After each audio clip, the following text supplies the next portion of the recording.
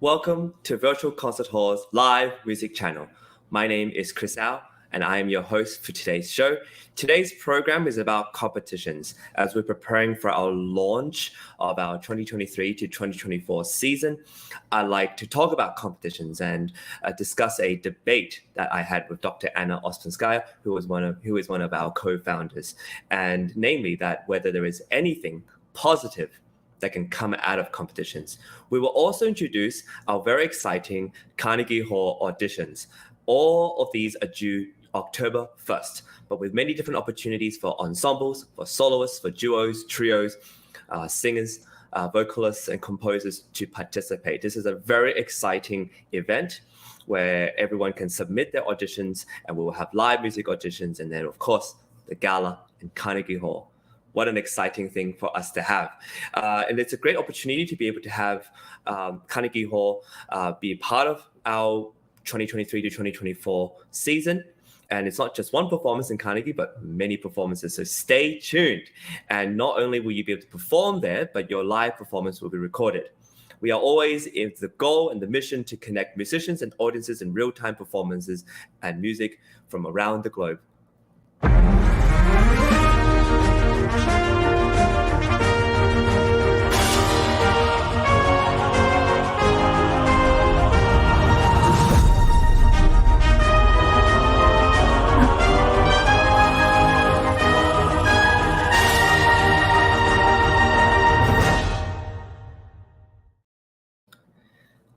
Hello and welcome to Virtual Concert Halls. As I am very much reminded today, it is September 11th, and before we launch into all our musical programming and our discussion on competitions and our Carnegie Hall auditions coming up, I'd like to take a minute of silence to remember the victims, as well as the victims' families, all the heroes and fallen heroes of the September 11th terrorist attack. So we'll take a minute of silence, and we'll be right back.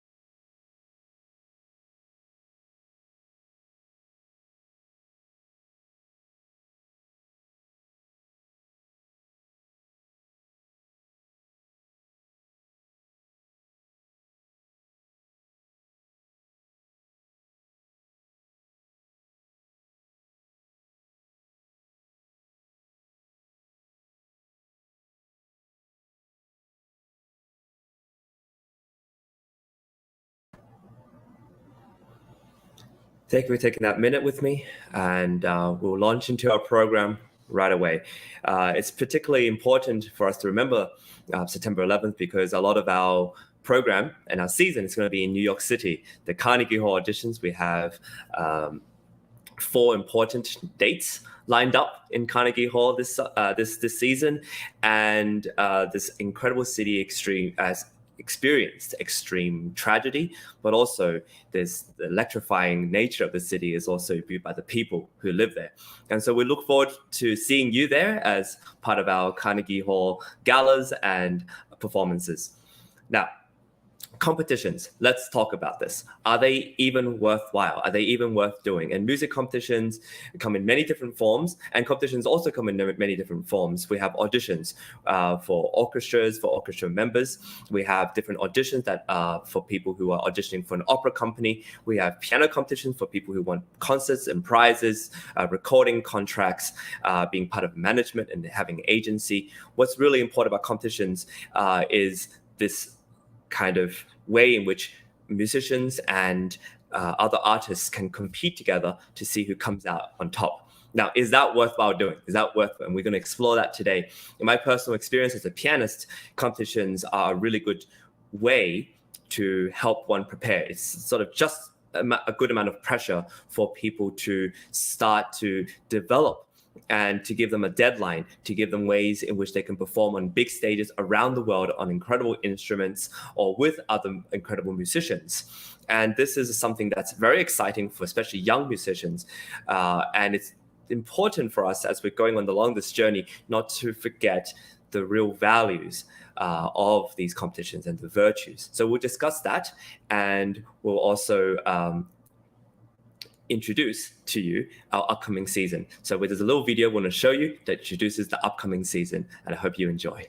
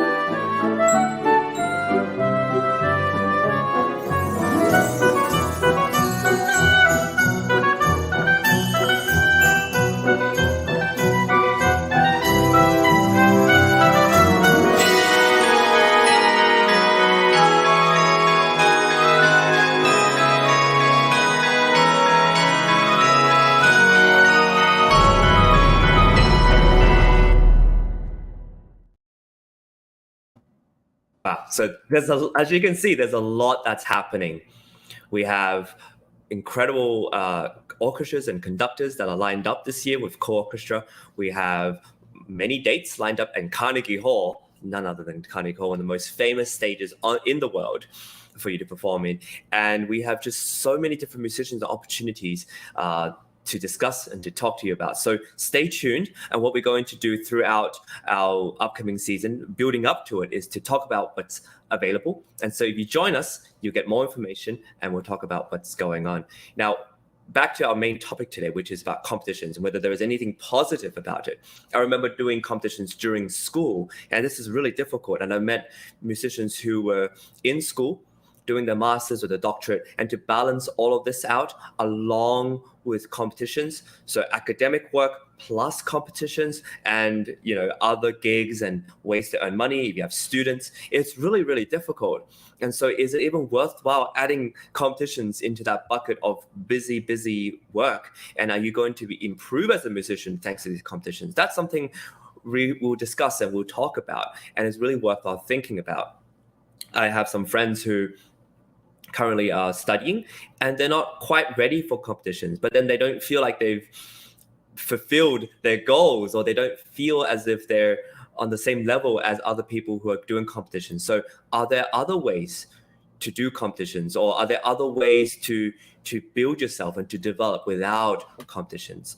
And these are all questions really worthwhile thinking about as one is embarking on this musical journey. And if you're a teacher, in order to plan your students' future, what can you give them that will help them? And so we'll discuss that. And back to this debate. So in 2021, as we were gearing up for the Sound Espressivo competition, Dr. Anna and I decided we'll do a series of discussions and interviews and different things to kind of get the audience interested. And one of the things we did was we had a debate. We decided to choose a topic and to debate it, and find out where we stand on competitions and whether there are things that are negative and discuss those, and then the positives of competitions and discuss those as well. And so I'm going to show you a clip now about my first statement back when I had a slightly longer hair and a few years ago. And I talk about why competitions are negative. And I hope you enjoy.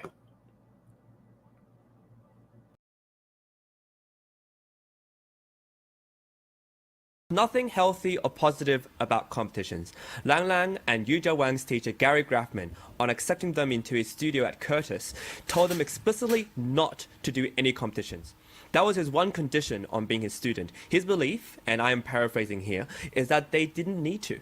A competition forces one to hone a set of pieces for a period of a long time, years, in order to get them to a point where they're so refined that they're acceptable for the competitions. And his point is that using this time to perfect these pieces, you're not learning new repertoire. You're not playing with other people, and the whole point of competitions is to meet conductors, to meet other musicians, to meet management and record labels. And Gary Gruffman says, I can introduce them to you myself, right? And so what happens in competitions is that competitors constantly recycle old repertoire for competitions, and it makes sense. You want to perfect what you play best, so that when you're on stage and competing against all these other people who are also perfecting what they play best, you want to shine through. But what happens is the other repertoire that you learn starts to dwindle. I myself felt the effects of this when I had to turn down some chamber music collaborations to concentrate on the repertoire I'm playing for competitions. Or I had to say, oh, sorry, maybe in a few months' time. I had to delay that. And even if you win, let's say you win a competition, you get engagements with conductors, concert series, orchestras, and record labels. You might not actually have a wide range of repertoire that they may need. Right, and a lot of these artists out there performing have a massive amount of repertoire, so that conductors can choose from a list of concerti, etc. And I want to use the example of an Icelandic pianist, Vikunga Olafsson, who didn't compete in any major competitions, but he formed his own record label. He made his own music festival, and because of his incredible and stellar playing, he was able to make himself heard.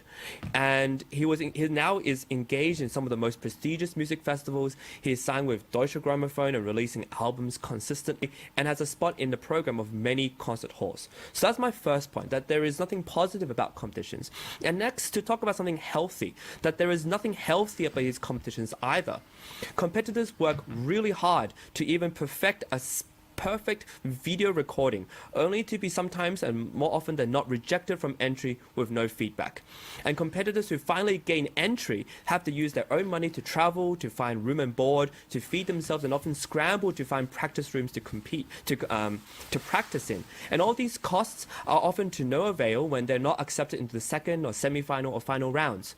Mentally, this is really unhealthy and discouraging for artists. Sometimes they don't get much constructive or encouraging feedback from the jury members, and you can be left feeling resentful about the whole competition process. And more importantly, you may feel like you're not worthy as a musician, that you have nothing to say, or your technique is not good enough, or you didn't choose the right pieces for this competition. And a lot of the time, the musician feels that they're not good enough, and worse, that they're not enough at all, like as a musician themselves. And the reality is that these things take time to develop. You need to play a lot of concerts to find out what you play best and what you feel comfortable with. And musicians need to find their strengths and weaknesses and their unique playing style, their personality, and time. It takes time to acquire the historical knowledge and the performance practice to play these appropriate styles well and with a good understanding. And some pieces do take that amount of time. Competitions these days value young and flashy. They value what they can market, and they don't take into account the longevity of a musician's life. And most of the musicians we love and adore, Arthur Rubinstein or Vladimir Horowitz, just to name one or two, these are we love them for what they've done in their whole breadth of their career, and we love that they've developed and matured. And some of their last concerts are some of the most incredible, deep, and moving performances. Where's the competition there? So I want to conclude by saying that, and this may sound extreme, that there is nothing positive or healthy about competitions. That, unless you're being nurtured, unless you're have a strong support network, a lot of the time, this can be very detrimental for a musician.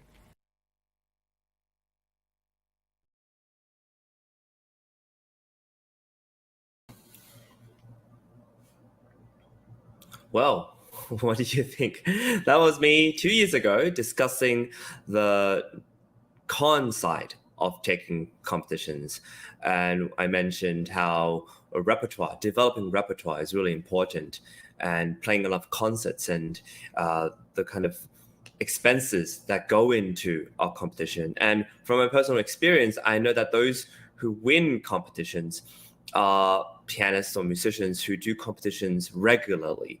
You can't just rock up to a competition without having competed before and expect to get into the semifinals and finals. And sometimes you get these kind of rare examples of musicians who do that, but I think that's rare. I think what's more common and commonly known are musicians who use a very similar kind of repertoire and continue to do the same different, use the same repertoire, but do different competitions throughout the year regularly. And that's just part of the business. That's just a part of the job that you have to do to take these competitions. And that's, unfortunately for some musicians, that's all they do. And it's a different perspective. Do you think that's a negative thing, or do you think that's just what it takes? These are the means to reach a certain goal. And what is the goal usually? And the goal usually is to have concerts, to have management, to then get more concerts, and to have a longevity in a performing career, and also probably get some record label deals and have some sort of legacy of your recordings and your playing. Now we're going to go to this second clip I'm going to show you, and this is Dr. Anna's rebuttal. She's going to talk about the positive sides of competitions, and it's a very engaging video, and it's a very exciting one, so I hope you enjoyed that one as well.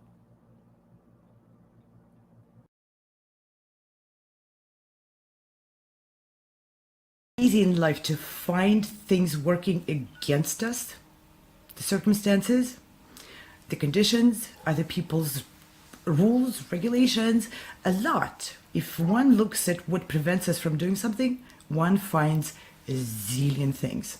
And basically, we corner ourselves against the wall. There's nothing we can do about it because we can't change the circumstances. But if we look at the competition, any competition, with the perspective of a tool, we can change how that competition will work for us instead of against us. And I'm going to go point by point of what you brought up. Repertoire. Recycling the repertoire. Are there solutions to that? There are individual solutions, and Gary Graffman mentions that, right? Every artist can find a temporary incremental solution to the repertoire problem, right? We can recycle our repertoire. We can re-record, send the same recording to different competitions, right? We don't need to turn out other opportunities which provide us with growth. For instance, chamber music is an extraordinary opportunity to grow as a musician because you collaborate, you learn from each other, and you create something other than your own solo. Then you take those new skills and you apply to your solo performance. Your solo performance gets enriched by chamber music experience, and instead of playing one playing, two playing, you see a lot more polyphonic content in pieces where you didn't see it. Okay, great, immerse in that. There are plenty of chamber music competitions. While you're working on your chamber music, why not record it? Why not send it out? That's just one example. Next example. Spend time learning what the competition does and what it provides to you. Yeah, all competitions, pitch musicians against each other and choose the best. Sure, that's not good. But who are you going to meet in the process? Who are you going to make connections with? What is the level of other contestants? Look at the previous years of that competition. Look at what these people had done after the competition. Expand your circles. Use the competition as a fair to expand your connections, to expand your view. Can you do that? Sure. But it's not up to the competition to provide. It's up to you to use what the competition can offer in a positive and healthy way for yourself. And some competitions don't have a lot to offer, but maybe they offer something unique. Maybe they don't provide you with a lot of chamber music opportunities. If you're looking for chamber music opportunities, look elsewhere. But maybe that particular competition provides you with an opportunity to win a lot of money. Make sure you look at the array of the prizes. Are you competing for one prize? Are you competing for many different prizes? I'll tell you one of my personal stories. One of my wins was actually in a competition which since then closed. It was a pretty known competition in its time, but it doesn't exist anymore. It was Bach competition created by the fund which was started by Race Excelentes. Most people don't even know that competition anymore.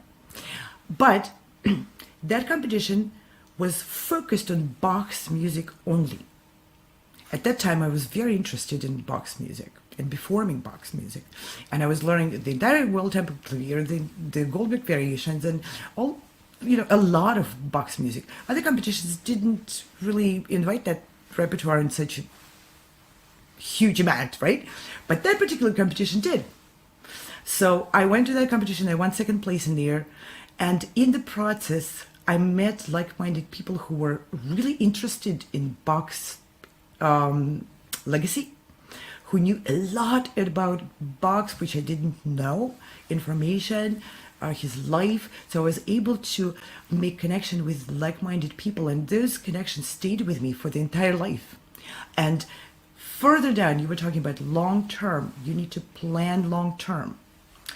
Long-term, these people became my collaborators in many future projects, multitude.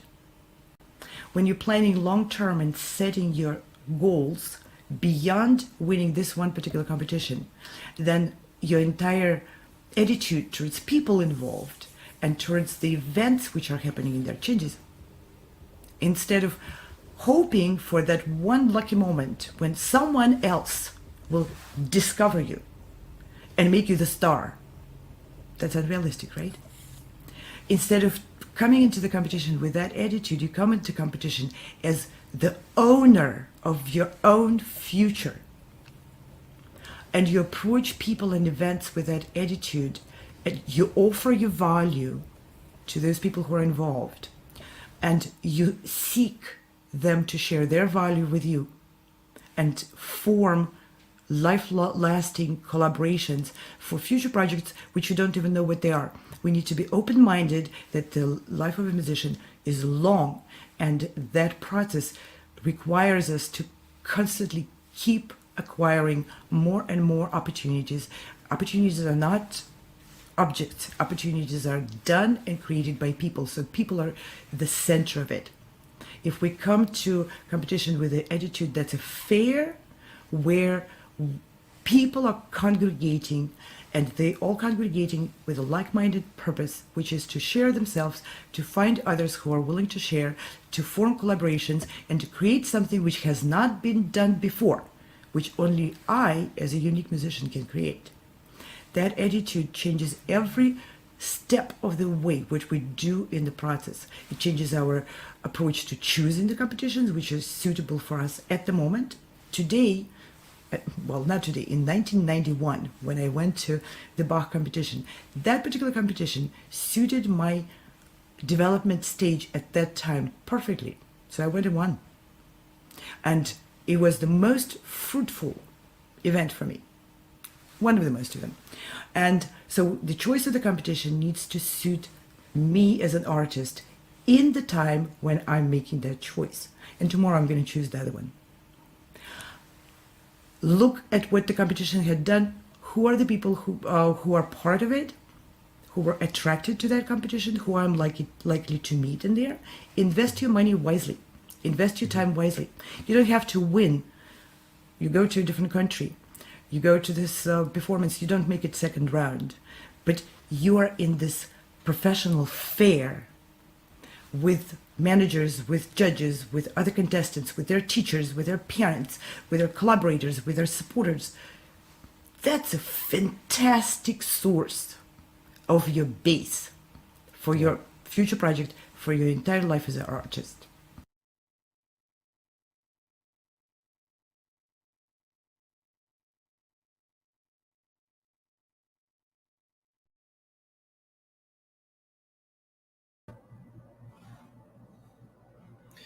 Wow. So more amazing wisdom from our co-founder of Virtual Concert Halls and Sound Espressivo Competition, Dr. Anna Ouspenskaya. Now, not to detract from our main goal, which is to tell you about our Carnegie Hall auditions, which we will tell you about in a little while. The deadline is October 1st, and if you need to know any extra information, please check us out at www.soundespressivocompetition.com, where you'll find all the information that you need. But back to what Dr. Anna Ouspenskaya said, which is quite important, is, and this echoes, this sort of message echoes something I heard from an entrepreneur very well established entrepreneur who said that it's not what you know, whether it's studying in academia or etc., but it's who you know. It's the people. And what Dr. Anna says is that people are at the center of it all. So by doing a competition or by doing an audition and going to a new city, going to a new place with a new organization, by doing these things, and maybe in the way of preparation, maybe you call up a few friends or friends of friends or certain teachers, hey, I'd love to do a run through for you. Is that possible? By doing all these things, you're gathering people together to be at the center of it all so that they can later on perhaps support you. And or maybe if you're not at your prime yet or you're still improving, they can see the progression of your improvement. So doing competitions is basically a way to get to know more people, to make connections. And I think that if you can think about that, as well as the fact that what Dr. Anna says, which is that a life of a musician is long, then what happens when a life of a musician is long is that you realize you can take risks, you can make mistakes, but you definitely need to try things. And you need to try things that are not perhaps what's been done for a long time. Maybe you want to try different things and just put yourself out there, whether it's incorporating social media into your sort of development as an artist, or doing little recording projects of your own, or collaboration that you never thought would happen, or like we did recently with Master and Masterworks, is collaborating with a composer, a living composer, and performing new music. So anyways, what I would like to tell you about is this idea that through the Carnegie Hall auditions, through laureate ensembles, and through all these different things that we have on offer, and we do have quite a lot to offer you. If you go to our website, you see all of that at soundespressivocompetition.com. You see that there's a lot that is to offer. We have a possible engagement for competitors with the Cairo Symphony Orchestra in Egypt. We have one in the Czech Republic. We also have various ensembles within the US, and there are different places to perform. And we're expanding each year to try to give competitors a new way to perform. We have a Rachmaninoff competition that's coming up. We have the Sound Espressivo lyrical competition, the Sound Espressivo virtuosity competition, and the Sound Espressivo miniatures competition. We also have laureate ensembles, which means that ensembles can also compete, which is a new and cool thing, because usually piano or music competitions in general are viewed as sort of a soloist, maybe a duo, at max a trio. But now we know that ensembles like cello choirs or a big flute ensemble or castanets can be a part of it, right? And so what we want to do with this last clip that I want to show you is to exemplify to you that competitions are, as the title will show you, competitions are a tool for you to use to achieve your artistic goals. And with this video, it's going to be a discussion between Dr. Anna and I hope you enjoy it, because we will sum up basically what we believe to be the mission of our Sound Espressivo competition, as well as our collaborations with progressive musicians and co-orchestra and many other sponsors. Enjoy.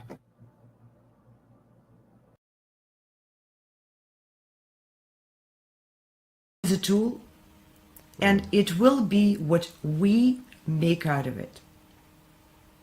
So that was my point. I love it. Yeah, and I love like what you said. You are your owner of your own future. That you go in with that you offer your own value, and that you use this opportunity. And I really believe that, because a lot of people lament that the pandemic or this happened, and look, in Sydney we're in lockdown again. But my perspective is always, why can't you make the best of the situation, the circumstance that you're in? Why can't you make the best of it? And sometimes you might be called to, sit at home and learn the Bach's World Tempo Clavier.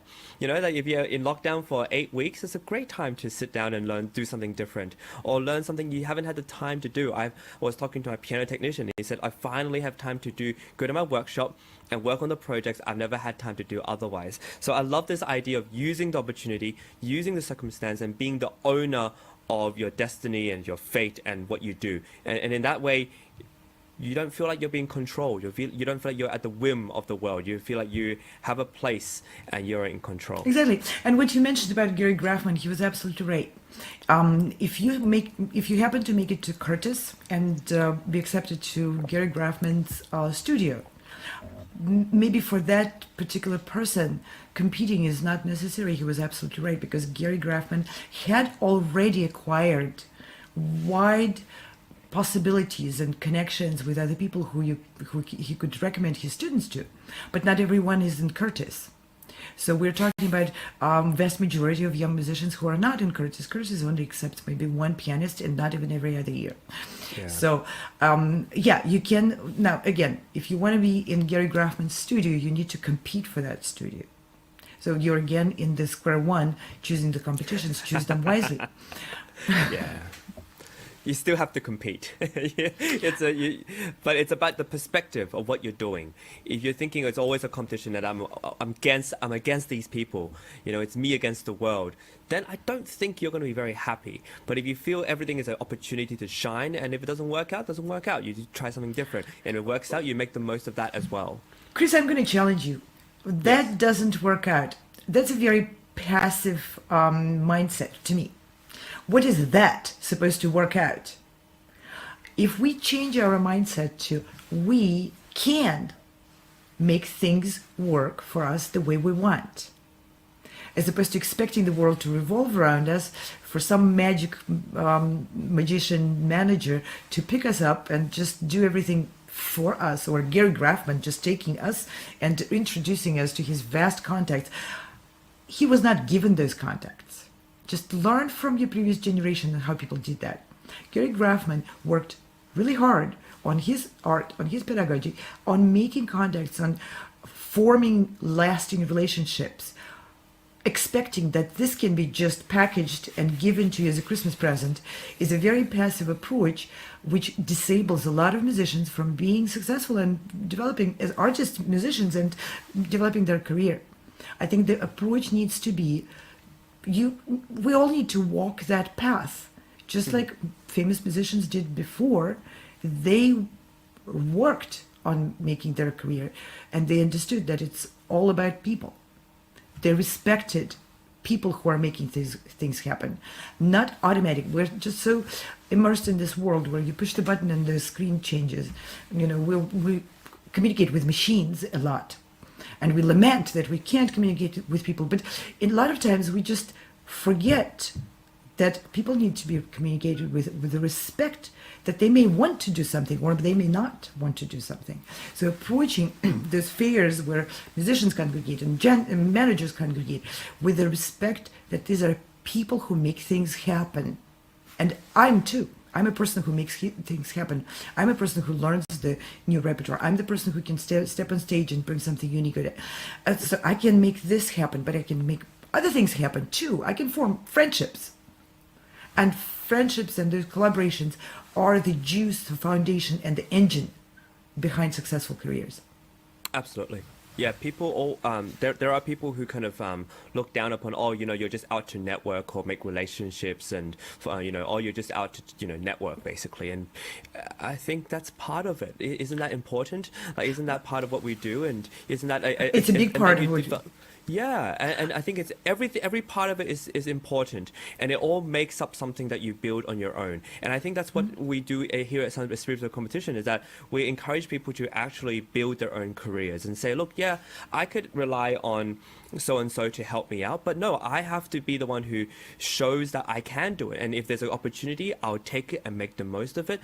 And if there's other things other people can talk to, like, I really admire people who stay to the end of an event, and they help clean up or they help put things together, because these are people who are committed. Like, if you go to a conference or go to a music camp and you're there to help, you're there to talk to people, you're there to tidy up and help the camp, then they're going to really like you, and then you feel like you're part of something, and they'll feel like you're part of them too. Exactly, because you're not acting like a drama queen or a celebrity. You're acting like a human being who respects other human beings. And I can't agree more. And to the point, you're here only to network. This is black and white thinking, which I understand a lot of people exercise that kind of thinking. And maybe it's applicable someplace, but it's not very well applicable to musicians' career. Black and white, if you go to the competition, you're only to network. It's absurd. You've prepared your repertoire. You worked hard towards this. Let's say you go to Chopin competition. You prepared 3 hours worth of repertoire. who can even say you're only to network. You're there to present and to give your art to others, to share, to find recognition, to find affirmation, and to find critique. So let's be honest with ourselves. What are we there for? We're there for acknowledgement of our talents and hard work and dedication, and we're there for our career because we want to be enabled to continue to give what we give best, our music.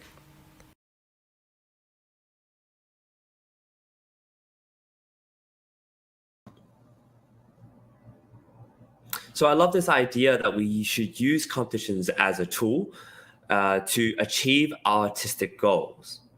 Now, what that requires is extra thinking from the musician to think beyond the competition or beyond the schooling or the doctorate or the master's or whatever achievement they're trying to get. This requires the musician or the artist to think about what they really want to do in this world and what kind of voice they want to have. And that takes time to explore. But what I think is important is if you have something you really want to do that's beyond and above the competitions and the auditions and all that, then all of these things that you do serve a bigger goal, and this is really possible for us. If your goal is to know more people and to form something and to build, let's say, a podcast where you interview the best performers and artists, whether they're musicians or otherwise, then competitions can help you because you get to meet other people and you get to perform and be at the best. So you get to be seen as someone who's performing at a very high level. But at the same time, you get to know all these other people who could be part of your podcast or part of your ensemble or part of your project. And all of these things add up to a career later on. You can still perform, you can still teach, you can still do all these other things and collaborate and make chamber music.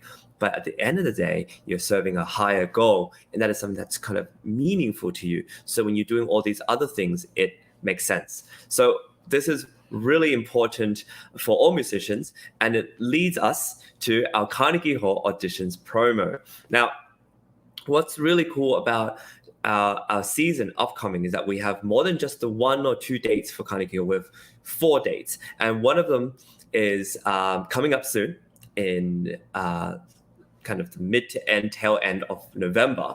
And what's really exciting about that is that the auditions for that gala event is coming up, right? You have to sign up now, right? October 1st is our deadline, and I'm going to show you how all this works. So we're going to put the website up for you to have a look. If you go to soundespressivocompetition.com, you'll see it, all right? I'm going to put it up on stage. There we are. And you'll see when you go to Lowery Gala auditions, as you see, we're performing in Val Recital Hall at Carnegie Hall, and we have different auditions for different people. So the first one called Carnegie Hall Auditions Recital applies for instrumentalists, vocalists, and ensembles. And you go in, the deadline, like I said, is October 1st, 2023, and you simply click on Apply, and you'll see all the information you need to put on. Okay, now just to remove that for a second to show you a little bit more information. All the information you need is below. You have the dates. You have November 21st, which is one of the galas, and April 1st. You apply with a video, you submit a video, and then selected musicians will be invited to a live online audition. And this happens on our streaming site, and this will be streamed out for everyone to see. You get to perform live, and you get on-air feedback from our judges, which is so awesome. And you'll see the effect of that. It makes the whole competition thing come alive, and it becomes an environment of nurturing and development. It's great. And you get a video of your performance, you get medals, a brochure, complimentary tickets, you get to be interviewed and have that behind the scenes footage with Steve Robinson, a world-renowned producer and producer for classical music shows. You get photos, you get letter recommendations, and much, much more. The deadline for the application is October 1st, and the live auditions for live virtual auditions will be on October 27th, over there, as you see it right there. Now, there will be fees, and this will come up. And just go to the website and check out. There's an audience favorite prize, thanks to our amazing judge, James Adler. And we also have different repertoire. It's very open. So pretty much anyone who's playing any kind of music, as long as you have a certain standard, should be able to apply, whether it's classical, jazz, art song, opera, crossover, musical theater. We accept that also there, and you have different categories for age, which is also important. Now, the reason I'm going to on this for quite deep, going through this in quite a lot of detail, is because we also have Carnegie auditions with orchestra. Now, sort of the similar prizes are out there, the similar requirements are out there, and the similar dates are out there. But instead of, we have April 4th as the gala with orchestra. You still get video footage of all that and photos. The deadline's also October 1st, and the live auditions are also October 27th to 30th. But you get to play with our director, Giacomo Franchi, but also the New York Chamber Players Orchestra, which is an incredible thing, incredible opportunity. Who doesn't want to perform with orchestra, for one? And who doesn't want to play with orchestra, with a great conductor, and Carnegie Hall? Okay. And this goes along with our kind of ideal where competitors and musicians are able to combine the hybrid of the online audition with the in-person prizes. And then once you get there, and all the musicians who are there are encouraged to follow what we just said and do as we say, which is to network and to get to know other musicians and to form lasting friendships and relationships with them and connections. You can get to know the conductor and maybe have coffee with him and talk about future projects. It's all up to you. Now, there's other prizes out there, and we have an international panel of judges. Don't talk a little bit about the fees. It is $50 to apply, and then a live audition fee, if you're chosen, is $200. And that is to pay for not only the tech check and the preparation and the broadcasting session, but also for on-screen, on-air feedback from judges, and for all of this to be aired live. So your friends, family, loved ones, teachers, mentors can listen to you play live and have it broadcasted everywhere. It's not a recorded session, it's live. And that is really quite an amazing thing. And you'll see a performance fee as well, and anything else you need to know is going to be in a website. One last thing, we also have Carnegie Hall auditions for composers. So composers are encouraged to submit their scores. Why not? Right? And those scores that are chosen will have an opportunity to be performed in Carnegie Hall. Composers are always looking for scores to be performed anywhere and for performers to perform them. And what better way for them to be performed than at Carnegie Hall? So I can't stress how applicable these auditions are for everyone, whether you're a composer, you're an artist, you're a musician, and a musician of all different sorts. We also accept different ensembles. So October 1st is the deadline. I don't see any reason why you wouldn't want to apply. And with that, we're going to end the show today, and we want to give some thank yous to all our sponsors. Now, these sponsors have been really incredible to us, and we're just growing them. The amazing thing about Sound Espressivo and virtual concert halls is we're expanding the kind of network we have. We have progressive musicians, we have co-orchestra, we have all these ones you see on screen who are not only supporting us, but also offering a lot of performance opportunities. You heard that right, performance opportunities, right? You see orchestras there, you see Alla Music Library, which has compositions for you to perform. You see History of Music channel, you see the Coburn School. We have so many things on offer for our musicians. So please make sure you apply. And all of these things that we do, especially with their live, they'll be broadcasted on all these social media channels. So we want to thank our sponsors, but we also want to thank our team and our partners, right? These are really, really important people, and we're looking to expand as well. So if you're interested in joining us in promoting us or co-hosting or being a part of what is the operations, please be sure to let us know. Everything can be found on our website, soundespressivocompetition.com. And with that, I want to give a special shout out to progressive musicians, to Sound Espressivo Competition, and the whole entire team for all the support, for co-orchestra as well, and everyone who supports us. You make this happen. And with that, we'll see you tomorrow, and we wish you a really good day and a very peaceful September 11th.